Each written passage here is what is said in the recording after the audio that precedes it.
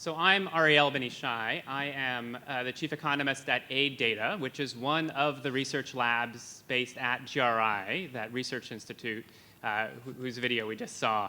I do a lot of different kinds of work. I'm trained as an economist, but as in the video Mike Tierney describes, I work with geographers, computer scientists, and all sorts of different disciplinary folks at GRI.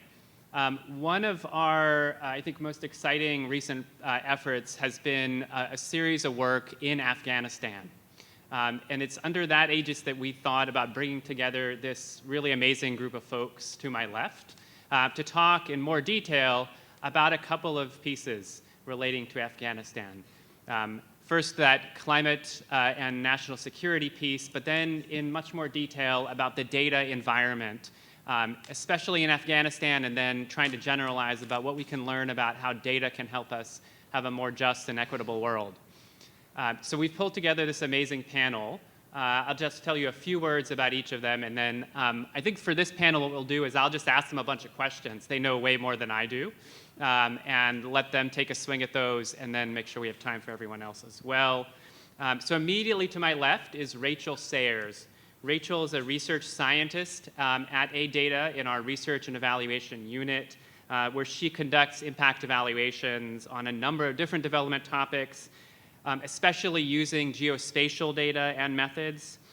She's worked on a variety of evaluations in conflict zones, including a recent one looking at landmine clearance in Afghanistan.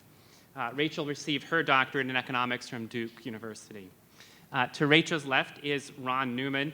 Ronald is the president of the American Academy of Diplomacy, which is an organization of former senior U.S. diplomats dedicated to improving American diplomacy. He was ambassador to Algeria, Bahrain, and Afghanistan, as well as the Deputy Assistant Secretary of State for the Middle East and a senior officer in Iraq. He's returned frequently to Afghanistan since his retirement in 2007, and he's authored a series of books, including The Other War, Winning and Losing in Afghanistan, and 3 Embassies, 4 Wars, a personal memoir, and a variety of other chapters and articles. To his left is William Byrd, a senior expert at the U.S. Institute of Peace, where he focuses on Afghanistan. He also holds a doctorate in economics. His is from Harvard University. Prior to the Institute for Peace, he worked at the World Bank.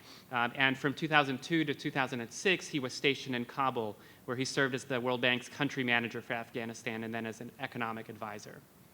And then finally, but certainly not least, Tim Carroll leads Microsoft's numerical weather prediction and Earth system models effort.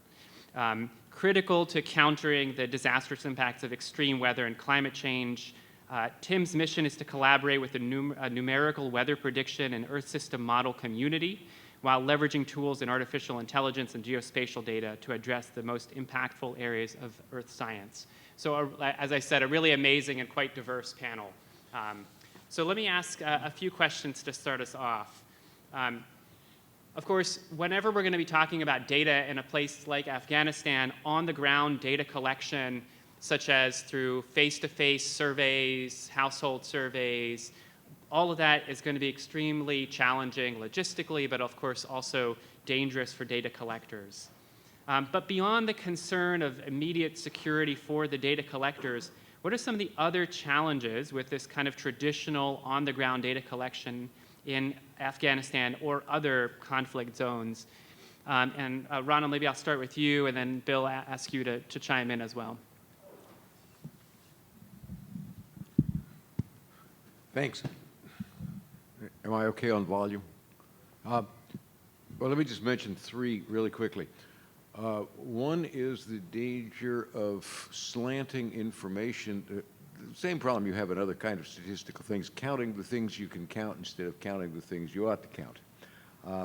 And so when you saw, for instance, the Asia Society did fantastic work on public opinion surveys in Afghanistan, and they did it every year for years, and it was a useful tool.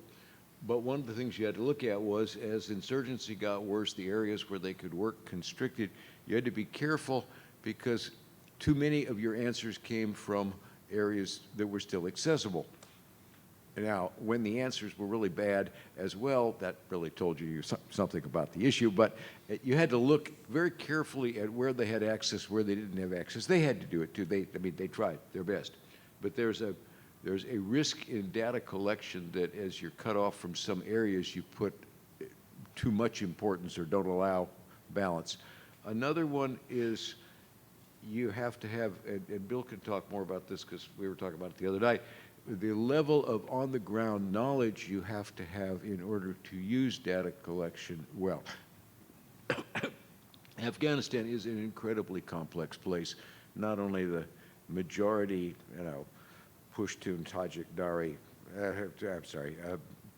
Hazara, Uzbek populations, but there are dozens of others. And so if you're looking at collection and views, you have to be able to take into some kind of account the speaker in a fairly high level of detail in order to deal with this. And then I would just mention one other thing that I think it's not so much a problem, it's a virtue, but it is consistent data collection over time. Because in places like Afghanistan, generally your statistics are highly problematical. I never saw a statistic in Afghanistan, U.S. government or anybody else's, that I fully credited. But trends are important over time and can tell you a great deal, even if the underlying statistics are dubious. Thanks. Bill? Thank you. Ron already nicely put the first point I was going to raise, but I would like to just highlight the distortions that can arise from being involved in data collecting in a combat zone like Afghanistan has been for 40 years and particularly the last 20 years. And I would just summarize them in where you can collect data, where Ambassador Neumann has already mentioned that. Either, okay. And then what data is being collected? The third is who is collecting the data and on whose behalf? And last, for what purpose is the data being collected for? In the civilian area of data collection, you do have the problem that Ron kindly, very strongly highlighted, that you are having different coverage. So you did not have coverage in the National Household Survey or the Asia Foundation surveys of Taliban-controlled areas or areas with heavy contestation and fighting. And the perceptions there, just to give one example, the Asia Foundation found a remarkably consistent until almost the end positive impression of Afghans of the international community. That probably would have been mitigated or reduced to some extent, at least, if the areas which were, directly, were very conflictual or controlled by the Taliban were included in the surveys. That was not possible. Now, but I want to spend just a minute, I think, on the other aspect, because there's some areas where the military bubble allowed more collection of data, and I think this was also problematic. I'm thinking about data on security, on stabilization, and on the Afghan national security force capabilities and effectiveness. And clearly, things went wrong. And I would argue it relates to the choice of what data to collect, which is very much by the military side, for these objectives of the Afghan security forces being stood up and being effective and the Afghan government retaining control. So it was for that purpose, and it was commissioned or sometimes directly conducted by the military, the U.S. military and other NATO forces which were definitely on one side of the conflict. So there was an extreme risk of basically wishful thinking creeping into it, and I think that was shown spectacularly by what happened with the Afghan national security forces, but also more generally. And so you have a problem when data is being collected to assess pursuit to an objective, and the objective is espoused both by by the organization commissioning the collection of data. I think I'll stop there. There are ways I would propose to mitigate that problem, but I wanted to highlight it. I just wanted to come back in for a minute because particularly the area of data collection on the quality of military force is one that I've been watching really since I was an infantry officer in Vietnam. And it's one that we do badly, and we have always done it badly.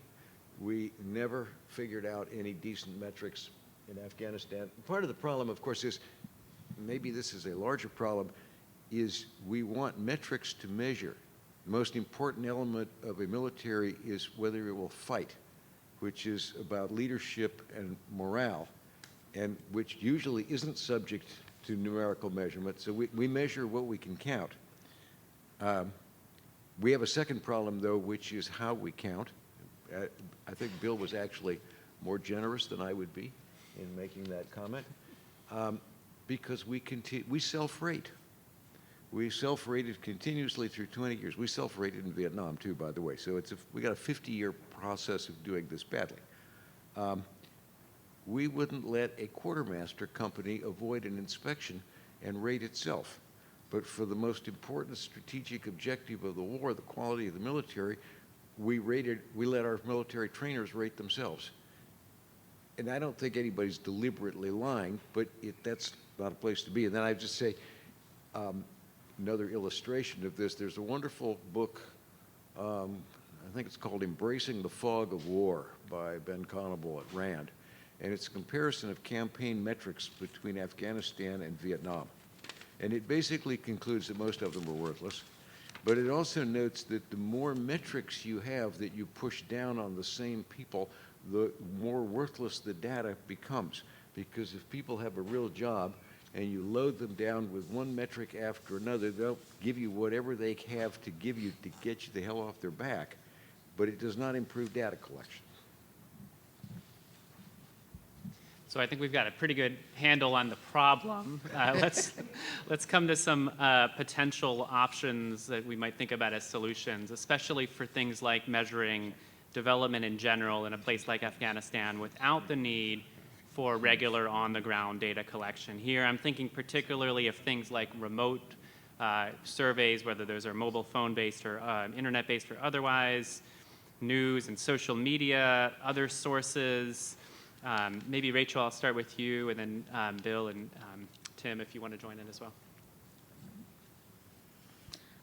Well, I'll start first talking about just how to measure the conflict itself.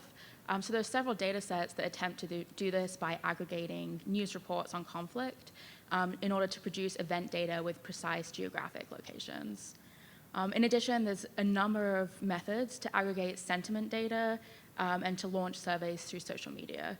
So for instance, a lot of people use text scraping through things like Twitter and launching surveys through Facebook in order to kind of get to these through social media. One of the more interesting methods that I have seen is the increasing use of mobile phone data and other data that might be held onto by corporations. So for instance, in Afghanistan, there's several studies right now that capitalize on mobile phone data. And this includes transaction data, so how often phone calls and SMS text messages are being made. It includes things like how often people use apps like M-Pesa, which is a money app in order to transfer money.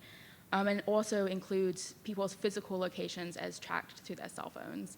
And this is a really innovative way of looking at what data can we get without ever having to set foot in the country. And I think Bill can probably talk well to some of the remote surveys. Yeah, just quickly, and the question also relates to how you measure the economy and development, and there's some areas where satellite imagery can do a very good job on that, particularly related to agriculture.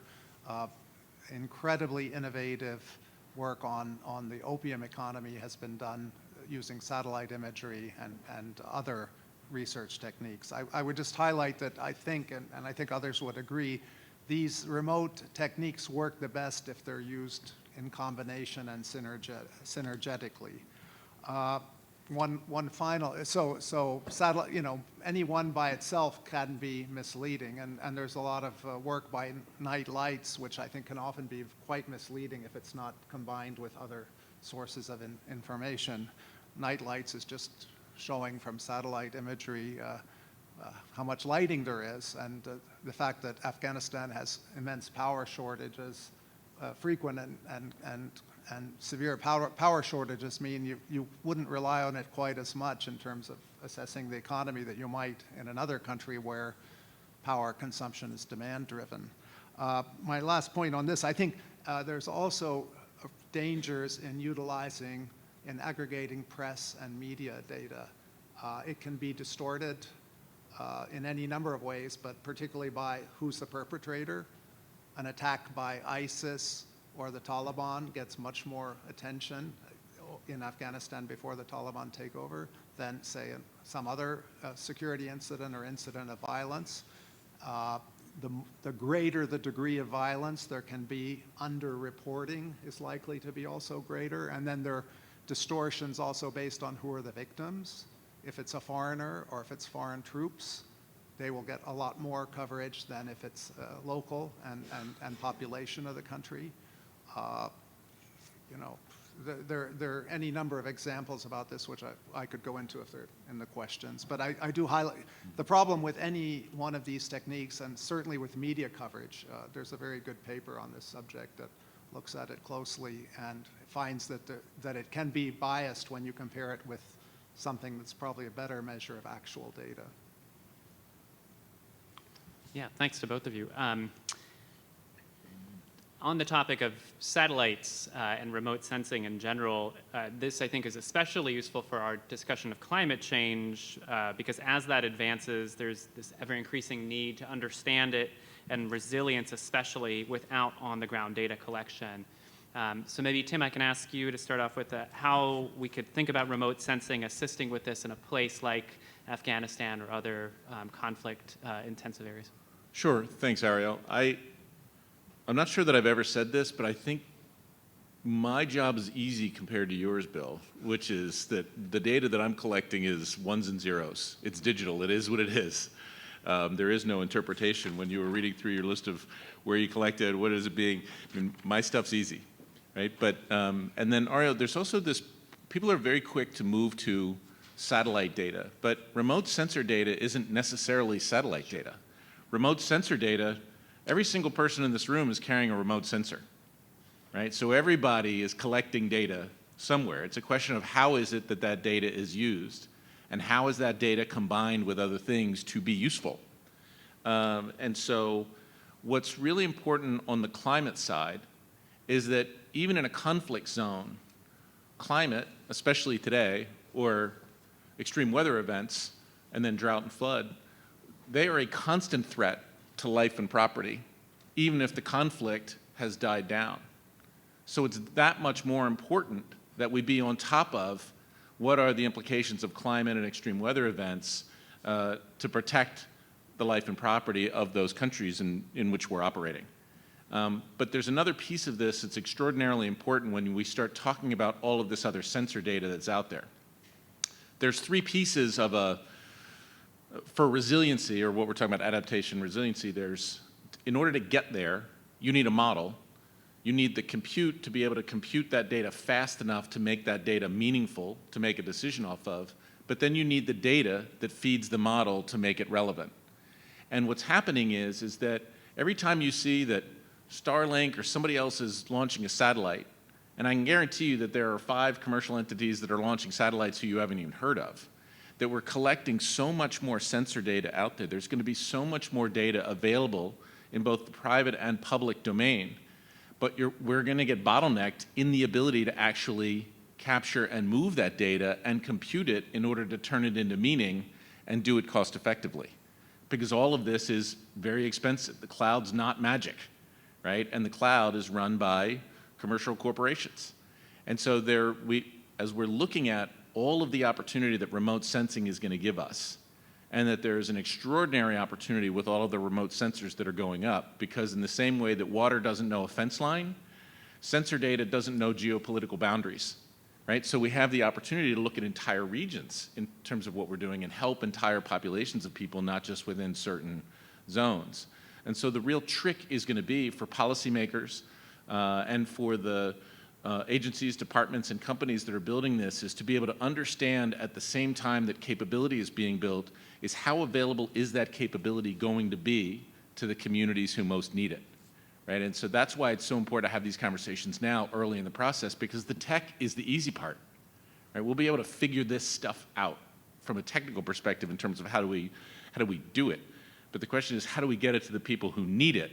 And that's a whole other issue, but we don't get to go back after we've developed it and then try and re-engineer or re-architect that process. We need to be having these conversations now as they develop, and those conversations will be between industry and government.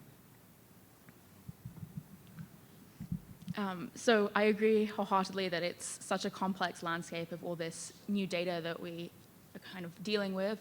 But at the same time, I do want to kind of recognize what the satellite imagery is bringing to us in terms of the fact that it's bringing us a great deal of longitudinal data over decades at reliable increments so that we can analyze these kind of climate outcomes over time. And so in terms of actual climate outcomes, we have measures of greenness and water cover that go back decades and can be used to look at not only how climate is changing in conflict-affected areas, but also to see what the effect is on individuals and overall development. And in addition, with this data, we can bring in machine learning and artificial intelligence to develop more complex understandings of this data.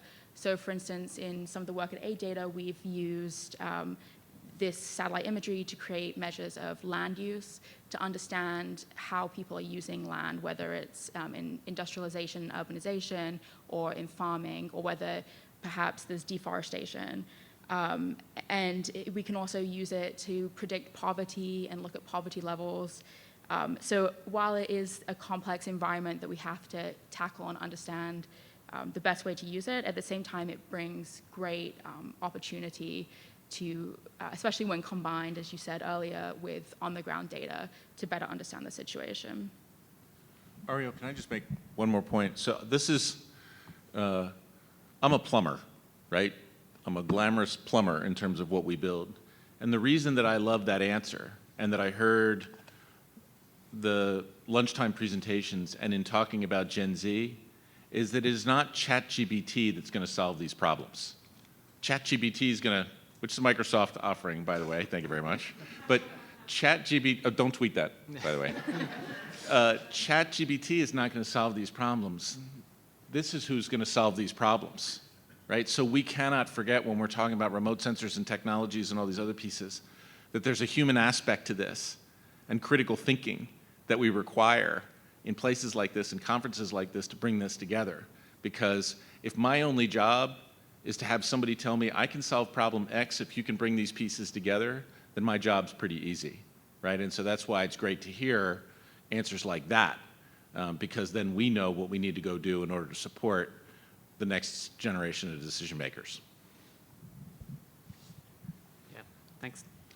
Clearly a lot of, I think, upside and challenges baked into using remote sensing, and I'm just struck that in many ways they are both related and sometimes independent of the challenges of on-the-ground data collection, where we have these kind of challenges of sample and time frames and the particular objectives, you know, and taking all those into account. Whereas when we're thinking about especially the satellite-based remote sensing, you know, we have them all for lots of time and lots of coverage, but interpreting them locally is really a challenge, and then how to deal with all that data. So I think exciting but challenging on both fronts.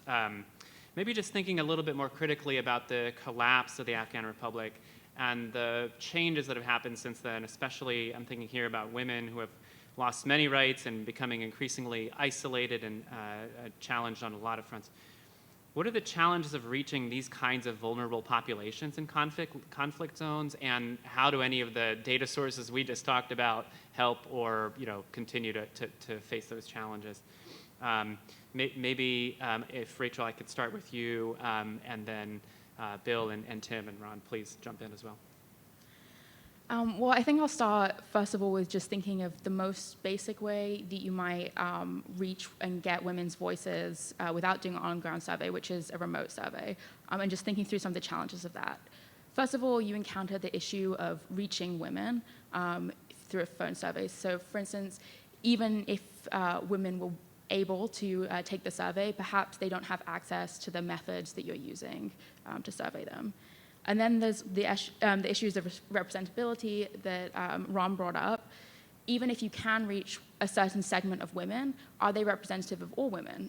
We know that often the most vulnerable groups will be less likely to have access to the surveys, so their voices are less likely to be heard. So what are you missing, even if you can reach a large segment of the vulnerable population? And then there's issues of the bias. How do we design a survey in such a way that women feel safe answering and also feel safe answering truthfully?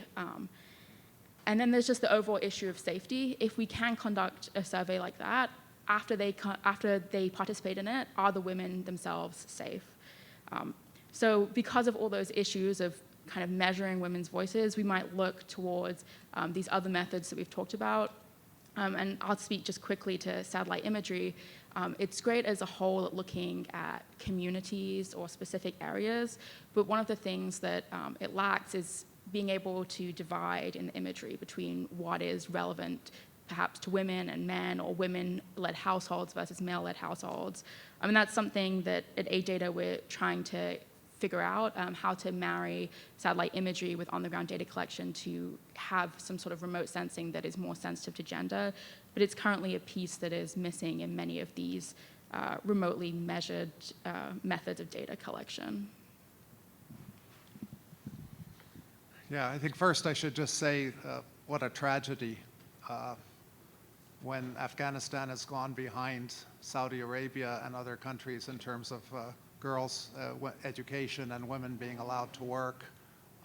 It's a huge national tragedy, and I don't think, parsing the data precisely doesn't take away too much, doesn't detract from that, and it's only getting worse. And we'll have to see what happens with the latest Taliban announcements, but basically they're approaching becoming worse than they were in the 1990s when women were allowed to work in the health sector, and there was, well, they didn't have so much ability and quick access to data that people could get away with local exceptions and local variation. And now, there was some of that in the last year and a half, but it's been cracked down on, and that's where we see some of these latest edicts. Yeah, how you do it, it's tough, and I think Rachel laid out all the challenges. One, I guess, don't entirely rule out interview data with male heads of households. The World Bank's Afghanistan Welfare Monitoring Survey, which in the current situation is probably the best you can get, they have Afghan women callers, surveyors, interviewing by phone the male head of household. And compared to the previous national household surveys, which were in person, and some, male surveyor coming and asking the male head of households what the women in the family do, there's certainly a big bias there, and I think it might actually be less when an Afghan woman is calling the male head of household, and they might be actually willing to open up more. I raised this with the World Bank. They didn't really respond on how different the interview method was, which then resulted in a seeming increase in female participation in economic activities, but almost entirely in the home and for very low return activities, which I think is actually a sign of both the constraints and also the economic deprivation. So I think there are some things you can do, but I would second Rachel's point. The more internationals highlight this issue, the more the Taliban will get tough on the issue, and sometimes exceptions are more likely, or some kind of flexibility when it's not raised to an extreme level on the international side. Because I think another cultural feature, I don't know if Ron would agree, is when somebody else tells the Taliban or any other Afghan what to do, their first instinct is not to do it, even if it's actually good for them. And frankly, in terms of the regime's survival, I think their approach to women is actually at some point going to undermine their survival. So it's not really in their own interest either. They've just gone way, way too far. I'll stop there, and I realize I think there are no good answers to this question, unless maybe you have one. No, I was just thinking the way that you just described the typical Afghani, my mother somewhere up in heaven is saying, I think my son was Afghani, because I pushed back on everything she ever said to me. But the one part that is, it's not a direct answer, but it's an interesting piece that I'm working on as we think about how we can impact the lives of people with whom we even have a difficult time contacting. Just last week, Microsoft actually does its own weather forecast, right? So we were just rated as the best global weather forecast of the private weather providers. And the reason for that is they do it to get people to come to the Bing website, right? And so but in terms of the way the economics work out, but I'm working with a team out of Microsoft Research that we can do what's called nowcasting, which means very local, but also very localized forecasts, so that you could potentially push agricultural information to populations that didn't get access to it. So earlier it was referenced that you could have on one side of the mountain, even though they're only 2 kilometers away from each other, very different agricultural conditions as to whether or not you should plant those other pieces. If you start taking that kind of remote sensing data and then overlay it with AI and then push those communications out via cell phone, right? And you can start positively impacting people's lives with data that is apolitical, right? It's just helping them survive on a daily basis. It's perhaps those kinds of things that we can start doing to build the trust so that we can then have the conversations that we need to have. So when we talk about collecting data, there's also an opportunity for us, I think, to push some valuable data that we would not have had the capability to do before, but are things that if we can broaden our thinking in terms of how we pursue some of these challenges, it could work into part of the mix. Yeah, I think, I agree with Bill. And I think this is true of other cultures too, but I've certainly had Afghan friends remind me from time to time that you could lead an Afghan to hell, but you can't force him to go to heaven. So that does have to be taken into account. But frankly, there's very little we're going to be able to do right now. And most of what we've been trying isn't working. I've got an op-ed out today, actually, in the Hill, some very minor measures that might. But I think it's important when you're looking at what we can do to reach women in conflict situations to remember we've been working on this issue, we and a lot of others in the international community, for the last 20 years, which was also in a conflict situation. It wasn't quite as bad as right now for access, but there's a lot we did wrong. There's a lot of wasted money, and there are a lot of valuable lessons in looking at gender work over these last few years. One is certainly the need for involving whole communities and the men. That the various surveys undertaken have indicated that the most effective programs were the ones that involved and got the buy-in of the whole community and of local mullahs, whatever, leaders. Because if you're trying to run the program uphill against community values of community leaders, it's a really tough thing to do. So the most important ones are to get buy-in. Secondly, it is really important to understand the structure of the community and who does what. There's a fascinating anthropological book by Noah Coburn. He starts off in a pottery village, Stalif, not too far outside Kabul. And there's they spend $20 million building a kiln for the women to fire pottery. There's only two, and the women do work in the pottery industry in Stalif. There's only 2 problems. One, they work by sort of family clans, and the men were not at all keen on the idea of all the women mixing together in one place. And secondly, while the women work in pottery, they don't work in firing. So they spent $20 million, and a year after the project was done, it had never fired a single pot. Lack of sociological, anthropological kind of base work before you design the project. Huge amount of money went into, I mean, not as big as went into a lot of other things, but a lot of money went into gender programs. A huge difficulty in data collection is to measure outcomes instead of outputs. Has anybody actually learned something in the course versus how many people went to the course?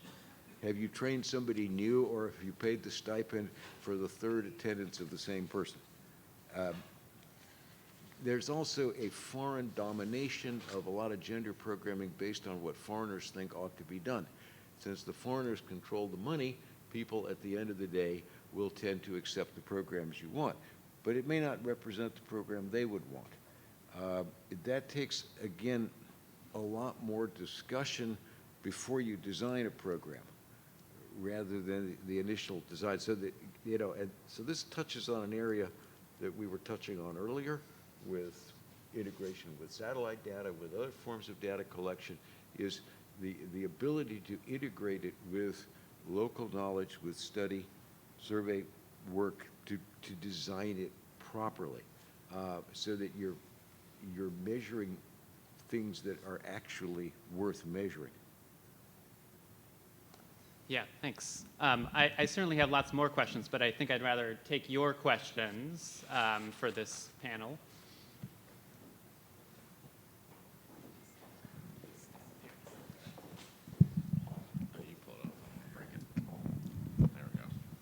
Good afternoon. I'm Paul Olson. I'm with Old Dominion University, and I'm also a PhD student with them. The question I have goes back to measuring performance, and I've heard that from each one of you a little differently, and I'm not really talking about the big data, the satellite, the remote sensing, the technical stuff. I'm asking about, are we measuring the right things? Are we using the right theories to measure what we really want to look? We're all familiar with the performance of the Iraqi security force, the fall of the Afghan army, and perhaps even the Viet Cong, the ARVN, which was before my time. So in my field, it's public administration and policy, and we really look at performance measurement in like nonprofits or public service motivation, that willingness to serve. Yet my experience in 27 years in the Army, we're metricing number trained, number of battalions stood up and stuff. Those are all numbers. But I guess the question is to the group, are we really getting in there to measuring the ability or the willingness to serve like they do in the nonprofits? Thank you. Yeah, no, that's a very good question, and the short answer, I think, is no. If you're asking, are we measuring the right things? It was immensely frustrating to look at all these measures of readiness of the Afghan security forces.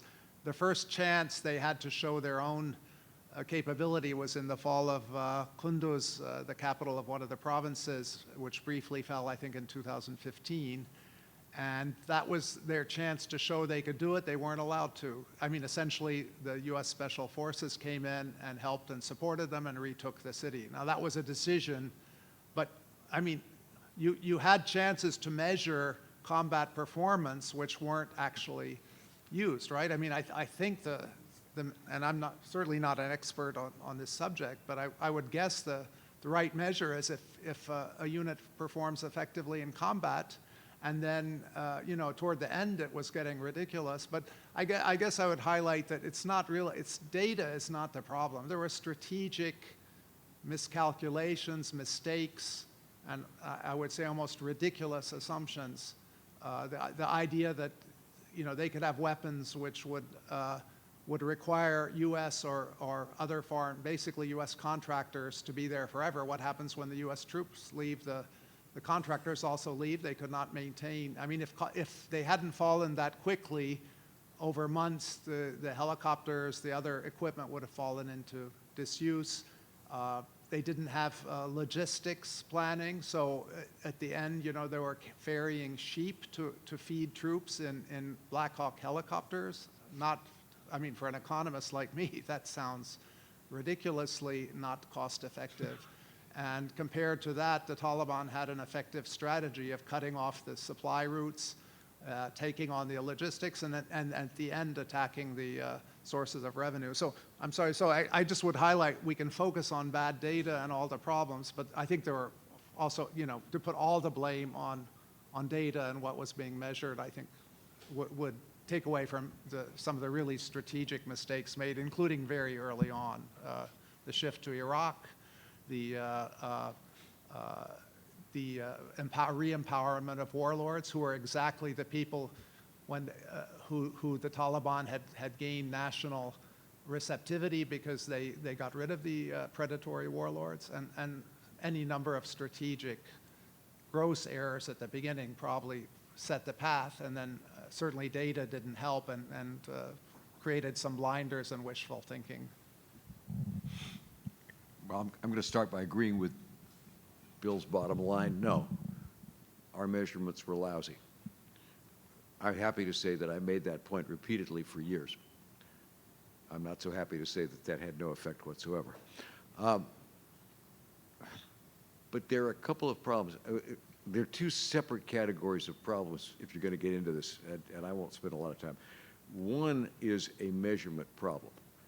For combat effectiveness, you have to measure subjective factors as well as readiness. And the subjective factors aren't subject to numerical collection in any agreed format. And the subjective factors can depend heavily on leadership. So that a unit that performs well with an effective leader, especially in countries like Afghanistan, American military units, if the commander's gone, you have a chain of command. Absent some real catastrophe, the next in command will step up and run the unit. Many armies, including Afghanistan, do not have fully institutionalized command structures really in the sociology of the unit. And so if you lose a really gifted commander, you may not have the same performance the next month that you had before. Now, this is really hard to keep up with. So it means you're not measuring a continuum, you're measuring kind of a static situation at a moment. Secondly, I think you have to be very careful of assuming that what you saw at the end is a measure of where you were on the continuum. The Afghans were fighting. So often the question is asked, why wouldn't the Afghans fight? We had no battle casualties in 2020 and 21 after the conclusion of the Doha Agreement because the Taliban weren't attacking us. We only had 19 combat fatalities in 2019, the last year that we were really in the fight, other than with air power. The Afghans lost more killed in action every year than we lost in the entire war. So you can't say that they didn't fight. You can very well say, why did they quit fighting? And that's a much more complicated issue, heavily involving morale, involving both lousy Afghan leadership at the national level and a lot of things for which I believe we're responsible for. But our tendency to reduce lessons to bumper sticker phrases, I think, distorts the ability to learn. So, not to go after your comment, but you mentioned Vietnam. Well, it's really important to remember in Vietnam that you had units that held out right until the end. One north of Saigon that held out for 10, 12 days of constant attacks until they were finally overrun, division-size units. They happened to have the debility that they had no ammunition resupply because the U.S. Congress cut off the money. They had no spare parts because the U.S. Congress cut off the money as well. You had other units that collapsed, no question. So it's a very complex phenomenon. It's very difficult to generalize about. We tend to have reduced it to bumper stickers, which then have very little learning potential. But to come back to the data collection problem, the biggest problem we have in measuring military effectiveness is that we have no developed standard, and I don't know that anybody has a developed metric standard for measuring real effectiveness. We measure some things because we can assume to a certain extent, we can assume the quality of leadership. When you can't assume the quality of leadership or the morale, then the other metrics don't take you to where you need to be. We could start, though, by not letting ourselves self-measure. And we've got to get out of the business of having the trainers measure the effectiveness of their training. That's just nonsense. And we have never gotten away from that. And I criticized that over the years. So, but that would be a start. But what you would end up with, though, are subjective judgments of unit quality, which would then be highly disputed by the trainers and probably the maneuver unit commanders as well. So it would give you another yardstick for measuring, but it would not, in all probability, be an undisputed one. Sorry, that was an awfully long answer, but it's a really important question. Yeah. Thank you. Fascinating panel, and just an incredible number of experts up there with all sorts of angles of attack at this thing that happened in Afghanistan. And so, you know, I was just a little boy. Ron, you fought in you fought in Vietnam. If I go back to Vietnam briefly and you look at what America gauged its success on, it was that terrible term body count. You know, we had the bean counters in the Pentagon led by McNamara, who was a whiz kid. You had General Westmoreland, and they thought that the more enemy that you killed in action, the more success you would have. And it was, we also had a campaign called Winning the Hearts and Minds of the Vietnamese People. That didn't work either. We should have been surveying the Vietnamese people to see what they wanted. So fast forward to Afghanistan, you know, a 20-year mess for America, terrible way that it ended. We never really surveyed or asked ourselves, what do the Afghans want? We built this massive army, and you know, when I spent time over there, and you would go to the camps and ask somebody who was from one side or the other, Pakistan or Afghanistan, are you Afghan or are you Pakistani? They would say, I'm Pashtun. They don't have an identity. They didn't want us there. So we ought to be looking at that. So, you know, in the Russia-Ukraine war, everybody thought Ukraine would capitulate and Russia would be in Kyiv in a week. Turned out the other way around. Again, we don't survey the right things. The will to fight, the home team advantage. We painted Russia 10 feet tall, and they really aren't. And so I would ask the same thing as we look in the future in this very tense situation in Taiwan. What do the Taiwanese want? If you look at the surveys, I'm really confused. Will they fight? You know, if it means the Melian dialogue for their country, and in the end analysis, Athens, which is China, is going to crush them. Do they want to give up what they have now, or do they want to just say, well, you know, we'll take the easy way out. If they take over, it's going to be like Hong Kong. But I don't think we've really drilled down an asset. There's a lot of bravado about, we will defend Taiwan, and Taiwan will agree to that and defend themselves. I think we really need to take a hard look at this, because a conflict between China and the United States is not going to end well for the world. Thank you. Yeah. I don't know whether to say something or just, I have talked too much, but Bill, I think you're putting your finger on a point that's even more fundamental, which is we have an awful lot of writing and an awful lot of discussion over the years about the responsibility of the local population and the local leaders to take action. Sorry, are we working? We have never, not just as a government, but as a society, gotten into a discussion of what do you do if the locals aren't up to it. You know, we do have a default reaction. Whenever the locals don't quite measure up to our policy goals, we invent a solution, which we then try to sell. We have done that for now better than 50 years, and we have a unique record of absolute 100% failure for wars. Didn't work in Vietnam, didn't work in Iraq, didn't work in Afghanistan. But we have I don't know whether it's an intellectual tradition or way we're educated or hubris, but whenever things don't work, we think we need a policy. Often the first question is whether the local leaders are up to. Now, the nasty part of that question is you usually don't find out they're not until you're hip deep in the problem, which makes it a little difficult to recalculate. We at least need to start asking the question, what is our reaction if the locals can't do it? I could go on for a long time, I promise not. There's a long history of our trying to invent the solutions in Washington. And it's really distinguished by a failure to work. There are a lot of potential answers, and they're probably situationally dependent, because it's easy to say, well, if they won't work, we have to leave. But, you know, when you're a few thousand dead and millions of dollars into the problem, it's hard to make that decision. So I think you're putting your finger on a really important problem that needs a very long, very deep dialogue and discussion.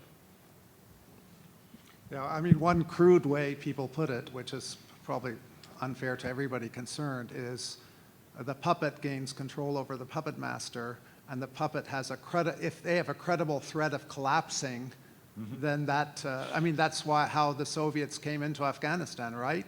They had an accidental coup where the extreme Marxist-Leninists took over, and the population immediately reacted, and the resistance was growing, and the Soviets decided they went into Afghanistan as a defensive maneuver. So this is a challenge. I mean, you know, when Kyiv was saved by the Ukrainians, and the Russians pretty much exposed themselves as it's not as much of a great power in terms of nitty-gritty military. I wrote a paper comparing Ukraine and Afghanistan. I think one of the biggest things, even from that early day, is the U.S. record is much better and really pretty incredibly good in many ways. Think about just the Cold War. Europe didn't fall to Stalin or anybody else in the Soviet Union. And the record of the U.S. is much better in helping people defend themselves than in wars where they come in as where we come in as an outside power in Iraq, Afghanistan, and Vietnam. And so, and look, I go back and forth between blaming the Afghan politicians and blaming the U.S., and I'm afraid it's both. Yeah, it's both.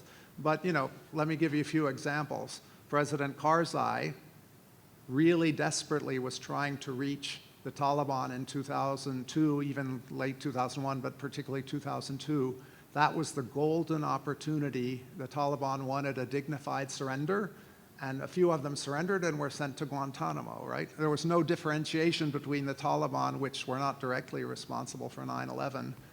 I mean, they were lumped with Al-Qaeda and treated as terrorists, and that was not a realpolitik way to actually have a sustainable solution. So I give President Karzai credit that he was trying to reach a solution and basically was ruled out by I guess, under the leadership of Rumsfeld. And then, aside from that issue, resources were shifted even in 2002 and into 2003 from Afghanistan to Iraq. So it became, on the ground, we called it Reconstruction Light, L-I-T-E. It was really starved for resources, including intelligence and military resources with the shift to Iraq. One more example, then I'll stop. 2016.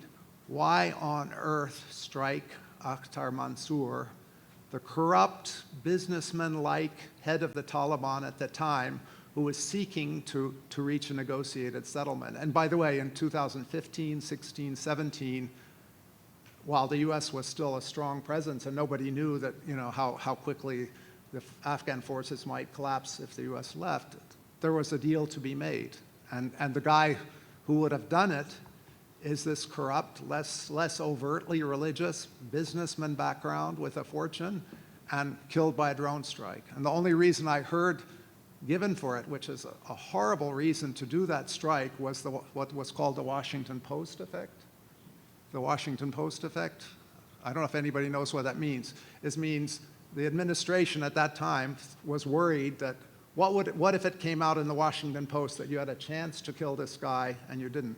And that's no way to make a policy. I mean, you had endless drone strikes and there were endless supplies of Taliban. The only thing it probably did was get more radical versions of leaders as the more seasoned, older leaders were killed off. So I'll stop there. Okay. Okay, well, I think, yeah, you want one more? Go ahead. Last one. I'm Sam Russell. I'm an analyst up at the Army's Peacekeeping and Stability Operations Institute at Carlisle Barracks. And this has been a great discussion all day long. All the panels, all the speakers, got to hear about a Melian dialogue. That's fantastic. Hoping this question, maybe we can get into a Thucydides trap. So the question I've got, and this seemed maybe the best panel for it, and maybe this is a good question also for Admiral Fogo. Are our domestic climate change policies creating greater risks to our national security interests? So our climate change policies are values-based. And you look around the world, we've talked about the third world, we've talked about the massive population boom in the third world at the same time that you have a decreasing population in the first world. And what the third world needs to be able to become resilient to climate and the changes in climate is cheap and reliable energy. And are our domestic climate policies empowering our great power competitors, specifically the PRC, who are more than willing to provide coal, liquid nitrogen gas to the third world at a time when we're not? Does it shift the power to them?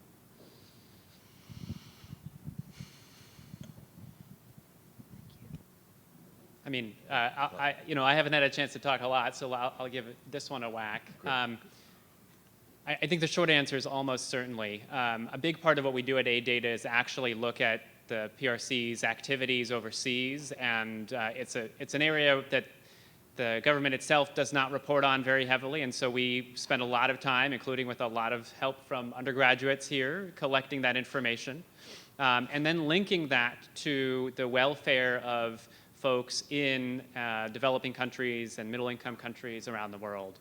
And we see that competition happening around energy, transportation, other key infrastructure around the world. And we can link that also with local opinion surveys of how people see both the US and other actors and the PRC. And when I say link that to people's perceptions, I mean both the general population and also leadership in those countries. And it's clear that that is shifting dramatically over the last 10 to 15 years, especially when it comes to, as you say, kind of energy resources. And there is, in many of these cases, the US offer on the table is much more limited. The infrastructure offers are typically kind of the same stuff we've been rolling out for years, where there's real opportunity lost, I think, for a coordinated governmental response that would offer much more climate-sensitive responses in those cases. It's not universal. We see some cases where I think it's working. We did a study in Cambodia last year where we saw that the US government supported road building that worked in a much more climate-sensitive way and limited forest loss and deforestation and lots of environmental damages there. The Chinese government mostly funded highways to forests to turn them into plantations, and that had big climate implications. So there is some, I think, some wins in the bucket, but I think certainly, across the board, thinking about that much more clearly, including on the domestic front where, a lot of the investment in R&D needs to then flow to, low-cost uses in developing countries. Yeah, Bill. Just very quickly, I think we also shouldn't overrate the genius, let's say, of the Chinese or for that matter, the Russians in all this. I think actually William and Mary has probably might be one of the best databases on Chinese aid to other countries. And China, I think, is rapidly gaining the bad reputation that traditional donors had, let's say in Africa. And just to give one example, they're creating debt traps for many countries. Pakistan, in Asia where I work, Pakistan, Sri Lanka face enormous problems. So this idea that somehow this Chinese soft power is going to, I think they face their own risks, and it appears they haven't even learned some of the basic lessons of development, of traditional development donors like us and the international agencies that, for a country like Afghanistan, or a very poor country, don't give loans, give grants. China hasn't even made that transition yet. Yes, go ahead. Yep. Wait for the mic.